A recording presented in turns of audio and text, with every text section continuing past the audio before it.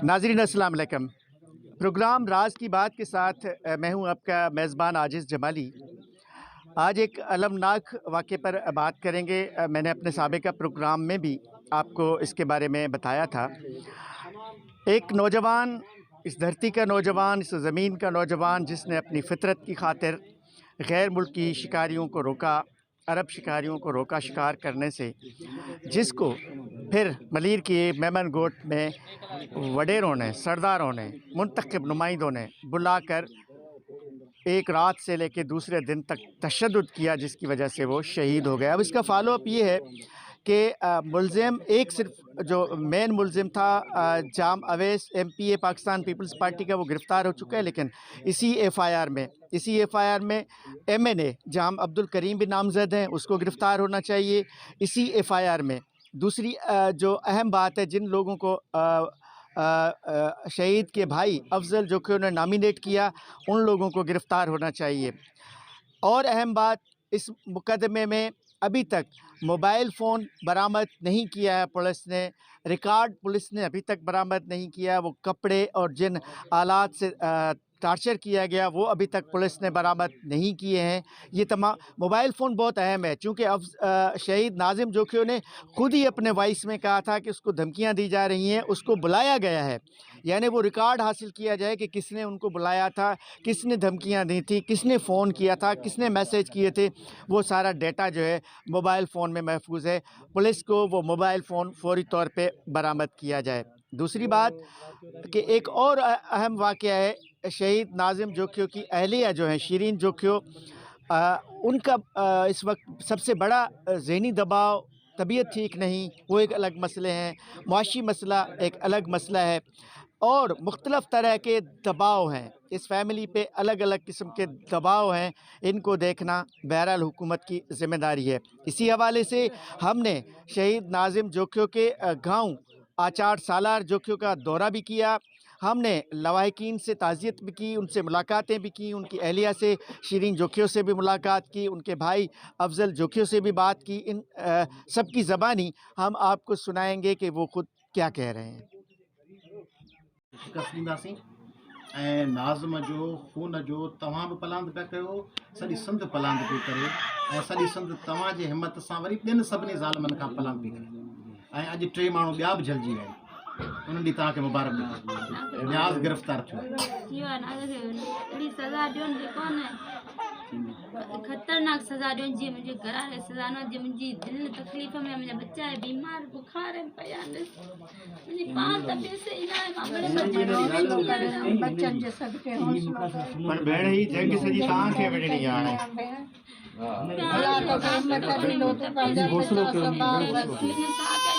अल्लाह ज़ालिमनि खे ज़ुल्म में विझंदो। बसि अदी तव्हांखे हौसलो कयो, तव्हां आराम कयो, तव्हां प्रेशर में पियो, ज़हनी तरह रूहानी तरह तव्हां ॾुख में आहियो।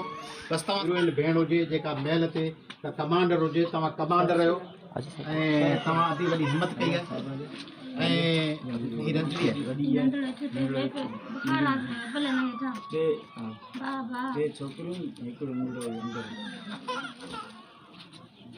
अदी बसि तव्हांखे इहो चवणु आयो आहे त सॼी सिंध तव्हां सां गॾु, ऐं तव्हांजी तारीख़ में माई जिंदो वांगुरु असांजी जेका अमड़ हुई, जेका ॼमी बि थी, तव्हां उमेद त अहिड़ो हिकिड़ो मिसाल बणिजंदो।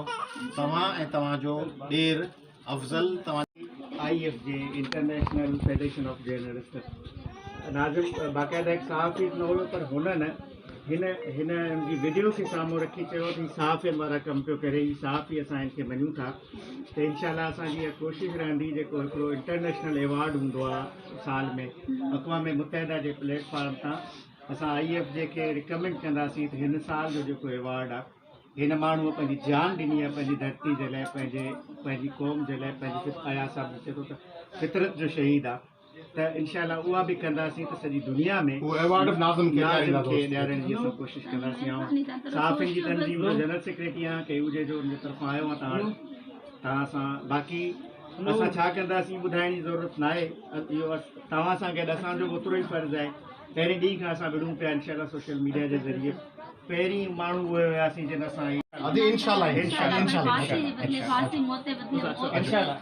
दुआ कजो, हिमत जी देखिए, जब से ये वाक़या हुआ है, जब से नाज़िम जो कि शहीद हुए हैं, तब से लेकर आज तक उनके लवाहिकीन से ताज़ियत के लिए पूरा सिंध आ रहा है। एक सिलसिला है जो जारी है और जारी रहेगा। यहाँ पे कौमी अवामी तहरीक के सरबराह, जीडीए के सेक्रेटरी जनरल और ख़ुद जो कानूनदान भी हैं, अयाज़ लतीफ़ पलीजो साहब भी पहुँचे। उन्होंने यहाँ पे ताज़ियत भी की, उन शहीद नाज़िम जो के भाई और उनकी अहलिया, उनके बच्चों से मुलाकात भी की, हमदर्दी का इज़हार भी किया और ये ऐलान भी किया कि ये जंग आखिर तक जारी रहेगी। तो अयाज़ साहब मेरे साथ हैं। अयाज़ साहब, कैसे देखते हैं वाक़या? जैसे आपने फरमाया, 2 आपने अहम बातें की। एक तो चीफ़ जस्टिस से आपने कहा कि शिकार पे पाबंदी लगाई जाए, और दूसरा आया इस वाक़े पे चीफ़ जस्टिस ऑफ पाकिस्तान का सो मोटो हो सकता है अभी एफ़आईआर के बाद, या आप क्या कहेंगे? बिल्कुल हो सकता है आजिज़ जमाली साहब। ये एक आम सा वाक़या नहीं है, इसके बहुत से पहलू हैं। ये कोई आम वाक़या नहीं है। एक तो उस शख़्स को जो निशाना बनाया गया है, वो अपनी सहाफ़ती सरगर्मियों में बनाया गया है। सहाफ़ी सिर्फ़ वो नहीं है जो किसी अखबार या चैनल में काम करता हो। जो शख़्स भी अबलाग़ के ज़राए को इस्तेमाल करते हुए लोगों तक अहम वाक़यात को पहुँचाए, वो सहाफ़ी है। मालूमात जमा करके, इन्वेस्टिगेटिव अपने टैलेंट्स इस्तेमाल करके आवाम के मफादात में, आवाम के तहफ़्फ़ुज़ के लिए इन्फॉर्मेशन दूसरे आवाम से शेयर करे, वो सहाफ़ी है। तो नाज़िम एक सहाफ़ी था, एक सिविल सोसाइटी लीडर था, एक अपने इलाके का तहफ़्फ़ुज़ करने वाला शख़्स था, शहीद फ़ितरत था, शहीद माहौलियात था। नाज़िम की जंग दर हकीकत माहौलियात की, बायोडाइवर्सिटी की, कंज़र्वेशन की, मदर नेचर की, एनवायरनमेंट की तहफ़्फ़ुज़ की जंग है जो वो लड़ा है। तो उस इतने बड़ा इतना तारीख़ में कोई शख़्स पैदा नहीं हुआ। पाकिस्तान की 72-73 सालों की तारीख़ में लोग अपनी ज़मीन के लिए, लोग अपने फसल के लिए, लोग अपनी गाड़ी और घर के लिए तो लड़ते हैं, मगर मेरे इलाके में आके शिकार न करें और दूसरे गैर मुल्कियों को न लाएं, इस पे कहाँ लड़ा है कोई शख्स? और उसको खुद को कोई नुकसान भी पहुँचाना हो, उसकी कोई चीज़ छीनी भी न गई हो, वो कहे कि ये सारी जो इलाका है ये मेरा है, बायोडाइवर्सिटी मेरी है, नेचर की जितनी चीज़ें हैं वो मेरी हैं। ये बहुत बड़ी बात है। लोग अभी कंसीव नहीं कर रहे कि नाज़िम ने क्या किया है। तो अभी जो मेरी उनके भाई अफ़ज़ल साहब से बात हुई, हमारी बहन शीरीन जोखियो साहिबा से जो बात हुई, उनके जो 2 छोटे-छोटे मासूम बच्चे, एक की तबीयत ख़राब है और जो एक 2 से मेरी मुलाकात हुई, 4 बच्चे हैं, उनमें से एक बच्चा जो चारपाई के झूले में कपड़े में बंधा हुआ है। ये कोई करोड़पति अरबपतियों की लड़ाई नहीं है, ये उस शख्स की लड़ाई है जिसकी शहादत के बाद आऊँ ये ॾिसी आया मैं दोस्तों, मैं अभी देख के आया हूँ कि वो छोटा सा बच्चा जो सिंध के रिवायती माओं के हाथों चारपाई में बांधा जाता है कपड़े में, उसमें छोटा सा बच्चा कपड़े के झूले में रो रहा है, उसकी तबीयत ठीक नहीं है और उसके बड़े भाई की भी तबीयत ठीक नहीं है। जाहिर है माँ इतने दबाव कैसे होंगे? तो चीफ जस्टिस साहब, इससे ज़्यादा फिट क्या केस हो सकता है सुओ मोटो के लिए? और सुओ मोटो सिर्फ इन मामलात पे नहीं होता, मुकदमा चल रहा है भले चलता रहे, ये मुकदमे से बाला चीज़ है ना, है कि क्या सिंध के जैसे चीफ जस्टिस साहब ने अभी फरमाया भी है कुछ दिनों पहले कि गवर्नेंस बेहतर नहीं है, तरक्की बेहतर नहीं है। तो ये सिंध को, बल्कि सिंध क्यों, पूरे पाकिस्तान में साधारण पंजाब और बलूचिस्तान के बहुत से अज़ला शिकारियों के हवाले होते हैं। शिकारी आते हैं, वो दिन को 1-8 घंटा शिकार करते हैं और रात को महफ़िलें सजाते हैं। रात को उनके खैमा बस्तियों से, उनके उन खैमों के अंदर बने हुए महलों से छोटी-छोटी 8, 9, 10, 11 साल की मासूम बच्चियों के चीखने, चिल्लाने की ऐसी भयानक आवाज़ें आसपास के गांव वाले लोग सुनते हैं कि अगर कोई पढ़ा लिखा मगरबी शख्स पढ़े सुने तो उसके रोंगटे खड़े हो जाएं। लोग खुदकशियाँ करना शुरू कर दें, मगरबी सेंसिटिव किस्म के लोग अगर ऐसी चीखें वो 9, 10, 11 साल की बच्चियों की बिलकती हुई आवाज़ें सुने। तो इस पर सो मोटो होना चाहिए। सिंध हुकूमत को और वफाकी हुकूमत को इन इलाकों को हंटिंग से आज़ाद करवाने के लिए शिकार पर पाबंदी लगानी चाहिए। शिकार सिंध के लिए कोई इनकम का ज़रिया नहीं है, ये हमारी तौहीन है, इंसल्ट है, क्योंकि शिकार तो है नहीं, ये कुछ और है। तो इस शिकार के नाम पर मंडियां न सजाई जाएं। सिंध में, बलूचिस्तान में, साधारण पंजाब में मंडियां बनाने की इजाज़त देने से इनकार करे सिंध असम्बली, वफाकी हुकूमत, और सिंध के फ्यूडल और जागीरदार। एफआईआर कटी, उसके बाद इन्होंने एप्लीकेशन दी कि भाई जो कॉल्स की थी, जो बुलाया था वो तो जाम अब्दुल करीम ने बुलाया था जो एमएनए है, या जो मोबाइल फ़ोन है या बाकी जो उसकी शहीद नाजिम की अशिया हैं वो सारे उनके पास हैं, उनको भी नॉमिनेट किया गया लेकिन उसकी कोई गिरफ़्तारी बाकी लोगों की नहीं हो रही। तो बीइंग अ लॉयर आप क्या समझते हैं, इस एमएनए साहब को फौरी तौर पर गिरफ़्तार करना चाहिए? मुर्तज़ा भुट्टो शहीद के केस में 3 एफआईआरें दर्ज हुई थी। एक एफआईआर में नाक़िस थी, दूसरी एफआईआर हुई, फिर दूसरी एफआईआर में कुछ सकम रह गए, तीसरी एफआईआर हुई। पुलिस और सियासी अमलदार और मुंतखब नुमाइंदे और एडमिनिस्ट्रेशन और मैं या सहाफ़ी, हम जज नहीं हैं। जज अदालत में होता है। तो इस मरहले पे होना ये चाहिए था कि जो मकतूल के लवाहिकीन और वरसा कहते उस पे अमल होता, फिर जज चल के फैसला करते आगे चल के कि क्या बात है, या जायज़ है या नहीं। कोई शख्स कहता है मुझे 4 लोगों ने मेरे भाई को कत्ल किया मेरे सामने, आप पुलिस का ये कोई हक बनता है कि नहीं 4 ने नहीं 3 ने कत्ल किया, 2 ने किया, नदीम नहीं था, शफीक था, खालिद नहीं था, जावेद था। पुलिस का काम है कि उन चारों लोगों के नाम लिखे और चारों लोगों को गिरफ्तार करे, इन्वेस्टिगेट करे। अगर किसी पे साबित नहीं होता तो वो आज़ाद हो जाएगा, अदालत आज़ाद कर देगी।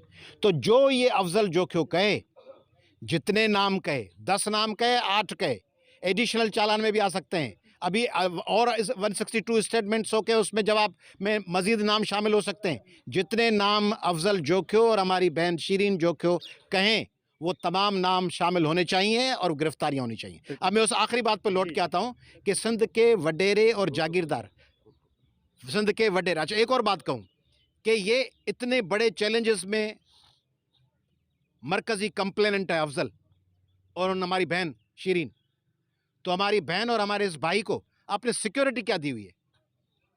मैं इस्तदा कर रहा हूँ आईजी सिंध से और डीजी रेंजर्स सिंध से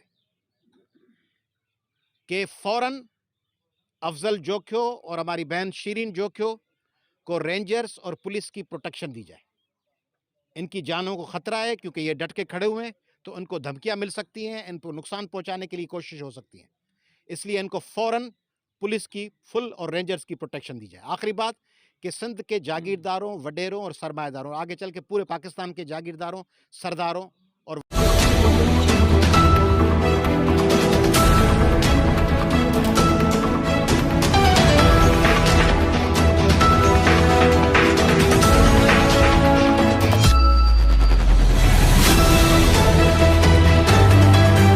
थोड़ा सा अभी अयाज साहब ने जैसे फरमाया सिक्योरिटी आपको फराहम की जाए, और आज आप बता रहे हैं कि मज़ीद लोग गिरफ़्तार भी हुए हैं, थोड़ा सा उसकी तफसील भी बता दें आप। जी बिल्कुल, मैंने रिक्वेस्ट की है जिस दिन से ये वाक़यात हुआ है, तो मैंने सिक्योरिटी मांगी है, लेकिन अभी तक मुझे अफसोस है अभी तक कोई अमल नहीं हुआ है सिक्योरिटी के हवाले से। तो मुझे प्रोटोकॉल दिया जाए। मैं chief justice of Pakistan, prime minister of Pakistan, CM Sindh Bilawal Bhutto Zardari साहब, DG ranger, chief of army से रिक्वेस्ट करता हूँ कि मुझे प्रोटोकॉल दिया जाए। और अयाज साहब ने जो बात की है ये मैं इससे मुतमिन हूँ, वो सिंध की आवाज़ बनी है, इंसानियत का आवाज़ साहब ने, मैं इसका शुक्रगुजार हूँ। अच्छा, आपको क्या आप समझ रहे हैं कोई सिक्योरिटी इसलिए प्रोवाइड की जाए कि इतना बड़ा हाई प्रोफाइल केस हो चुका है, आपको कोई खदशात हैं, कोई ख़तरात हैं?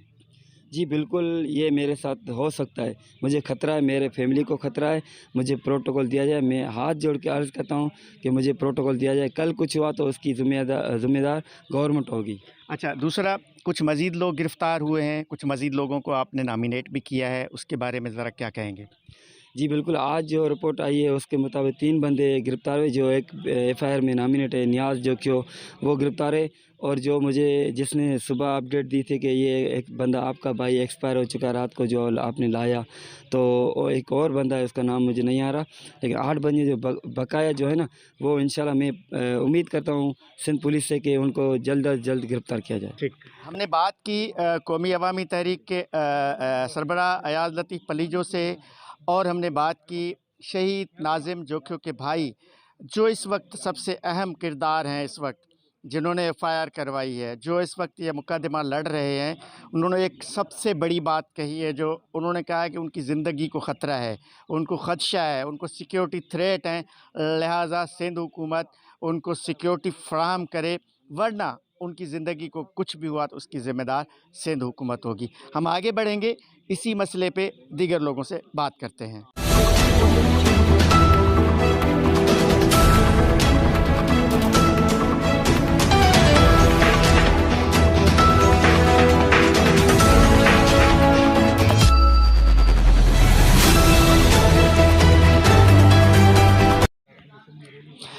जी नाज़रीन, इसी जिस पे हमारी बात चल रही थी, सिंधियानी तहरीक की रहनुमा राहिला भुट्टो भी यहाँ पर मौजूद हैं और उन्होंने अब मुलाकात की है शहीद नाज़िम जोखियो की जो अहलिया हैं, शिरीन जोखियो, जो इस वक्त ज़बरदस्त दबाव में भी हैं और कानूनी हवाले से भी प्रेशर में हैं, ज़हनी हवाले से भी प्रेशर में हैं।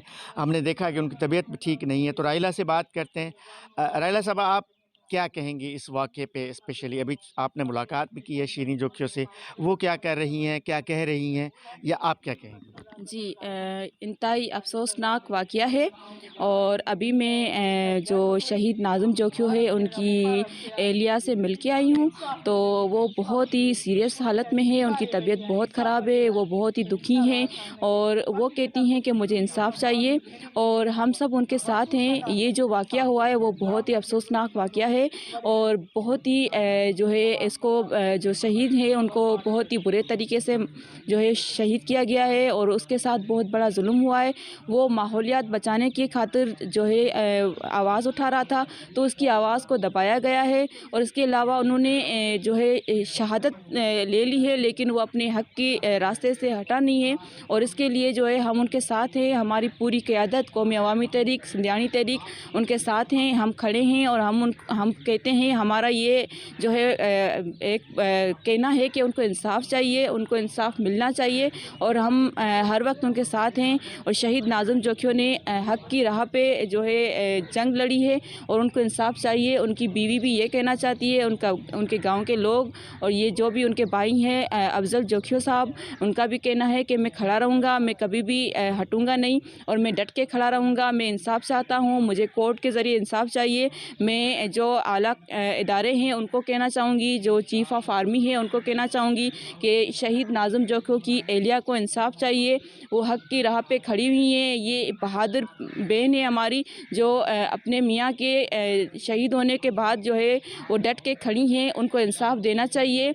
वो हक़ सच पे हैं। शहीद नाज़िम जोखियो ने अपनी जंग हक़ सच के लिए लड़ी है, माहौलियात को बचाने के लिए लड़ी है और हम उनके साथ खड़े रहेंगे। हम उनके साथ हर कदम पे साथ हैं और उनको जो है इंसाफ़ चाहिए। हमारा ये जो है हमारी गुजारिश है कि उनको इंसाफ़ चाहिए।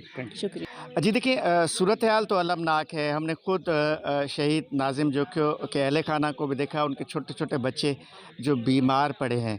लेकिन यहाँ पे सिंधियानी तहरीक की ख़वातीन रहनुमाओं ने मुलाकात भी की है, उससे पूछा भी है। शहरबानो राहू जो साहबा हैं वो भी इस मुलाकात में थी और सिंधियानी तहरीक की मरकज़ी रहनुमा हैं। क्या कहेंगी आप इस पूरे वाक़े पे? अभी आपने मुलाकात भी की है उनकी अहलिया शिरीन जोखियो से, क्या कह रही हैं वो, आप क्या कहेंगे? भाई हम उधर गए थे ये घर में, उसके बीवी के साथ हम मिले हैं। वो बहुत बेचारी परेशान है, वो इतना रो रही थी, बच्चों को बुखार था। वो कह रही है, पुकार पुकार के कह रही है मुझे इंसाफ़ चाहिए, इंसाफ़ चाहिए। हमने उसको कहा भाई इंसाफ़ आपको मिलेगा, अल्लाह इंसाफ़ करेगा और हम सब सियासी पार्टी, कॉम्प्रेस पार्टी, सब हम आपके साथ हैं। इंशाल्लाह हम आपको इंसाफ़ लेके ही रहेंगे। ठीक ठीक।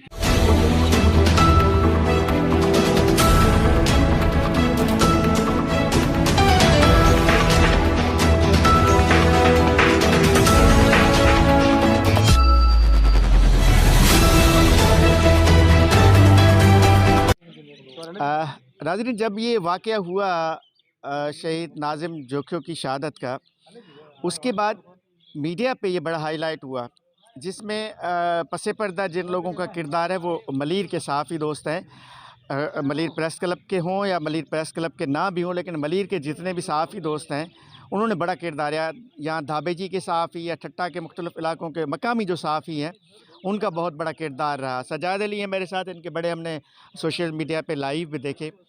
पहले दिन से आप लोग इसको रिपोर्ट कर रहे हैं। पहले तो सोशल मीडिया पे रिपोर्ट हुआ, लेकिन बाद में आप लोगों ने इस पूरे वाक़े को उठाया। तकरीबन 8 दिन हो गए हैं।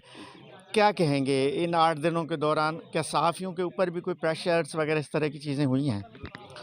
बिल्कुल आजिज़ साहब आप सही फरमा रहे हैं कि जैसे ये वाक़या हुआ था उसके बाद पहले मलिर प्रेस क्लब के दोस्तों के पास ये धरना हुआ और धरने की लाइव कवरेज की हमने और जो हज़ारों लोगों ने देखी, कई सौ लोगों ने शेयर की और उसकी वजह से जो है सहाफ़ियों को थ्रेट्स भी माज़ी में भी आते रहे, अब भी आ रहे हैं क्योंकि ज़ाहिर है यहाँ एक निज़ाम जो है, यहाँ जागीरदारी सरदारी निज़ाम जो है वो इतना काबिज़ हो चुका है आवाम के ऊपर कि लोग यहाँ पर कतराते हैं, सहाफ़त करते हुए भी कतराते हैं कि भाई कल हमारे साथ ना कुछ हो जाए।